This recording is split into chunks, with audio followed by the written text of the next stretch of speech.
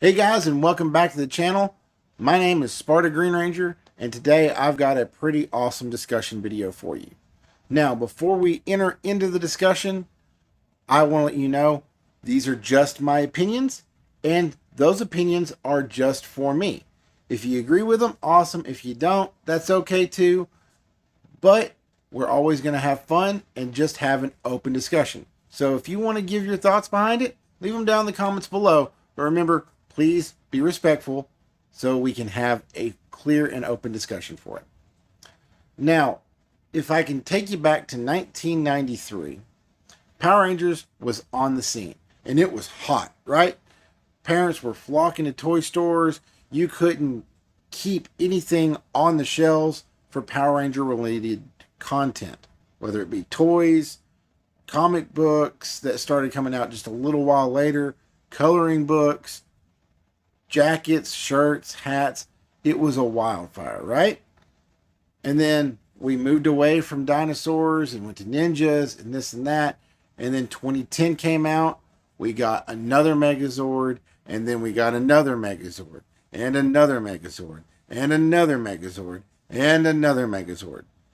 So if we run through the list, we have 93, 93 Black and Gold, 2010 re-release, Legacy Collection, which is just a remake of the 2010, Legacy Black and Gold, Solid Chigokin, Hasbro's light release, and now the Zord Ascension project that's getting ready to come out at the recording of this video. That's 8 different Megazords. Now, a lot of people have started going, when is enough? When is the point where we no longer see OG Megazords flooding the shelves, let alone any MMPR product?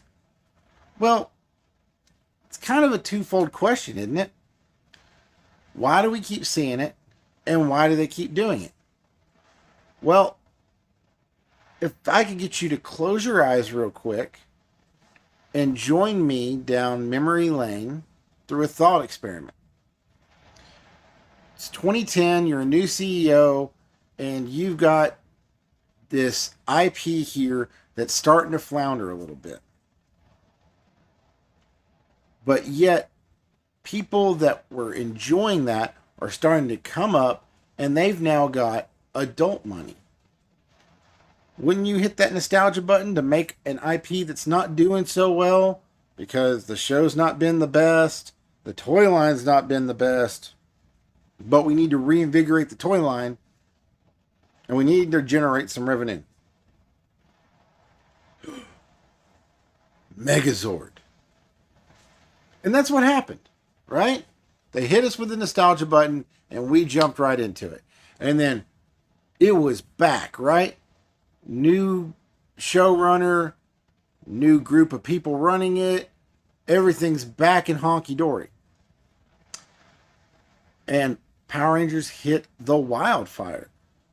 Then we hit the Legacy line. We hit the Legacy Dragonzord. And Power Rangers Fever was back. Now, Hasbro has the IP. I mean, and let's not forget the big boy back there, Solid Chigokin, because cash money. But why do they do that? Why do they hit our pockets with the OG Megazord, and why do we keep buying? It's got to be beyond nostalgia, right? Well, it is. Not for us, but for the production company. If they sell a Lightning Collection Zord Ascension Project Megazord to us, then they can take and try other things.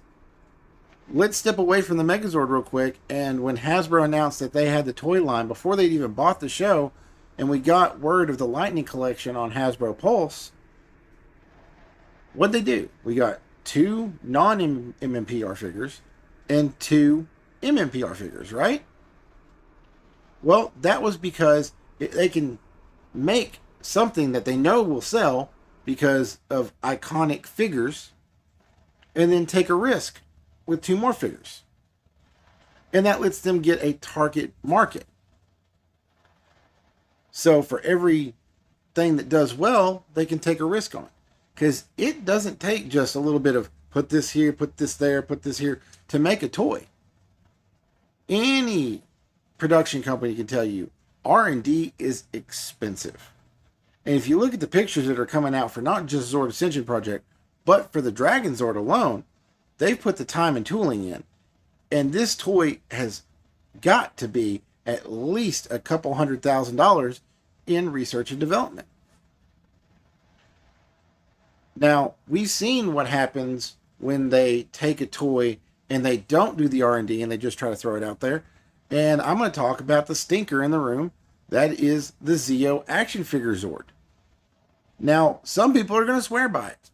Other people are going to say that was a terrible product. Why? Because it didn't hit the nostalgia button for them. And guess what? We're never probably going to see another one of those again. And if we do, well, I'll definitely be using this clip to eat my own words. But if we take and we purchase something that is nostalgic and that line does really well, then they can take risks. And we can see that in the Lightning Collection line of figures. Who would have thought we'd get A-Squad SPD Rangers? Who thought we'd get all these amazing villain figures that are coming out? Who thought we would get crazy, amazing alternate figures? Who ever thought we'd get announcements that we were going to get our own sculpt mold Rangers that we can put our own heads on?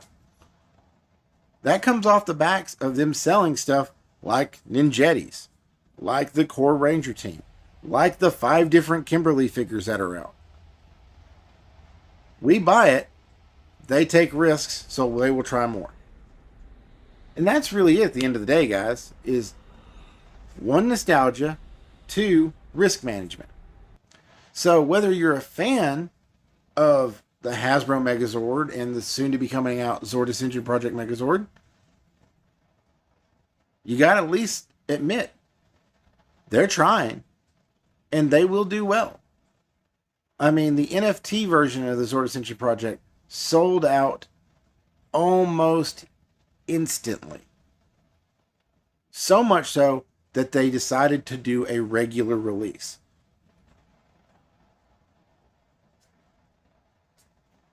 Risk management. They didn't even bother announcing a Dragonzord, and fans were already out in droves saying, Dragonzord.